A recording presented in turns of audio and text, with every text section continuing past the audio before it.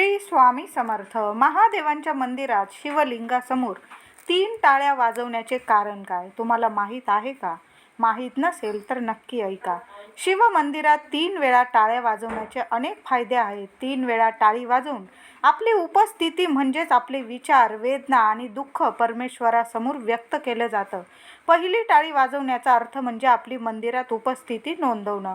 दुसरा अर्थ देवासमोर आपण उपस्थित झाल्यावर आपल्या वेदना व दुःखांपासून मुक्त होण्यासाठी प्रार्थना करणं. आणि तिसऱ्यांदा टाळी वाजवण्याचा अर्थ हे देवा मला तुझ्या चरणी जागा दे असा त्याचा अर्थ होतो.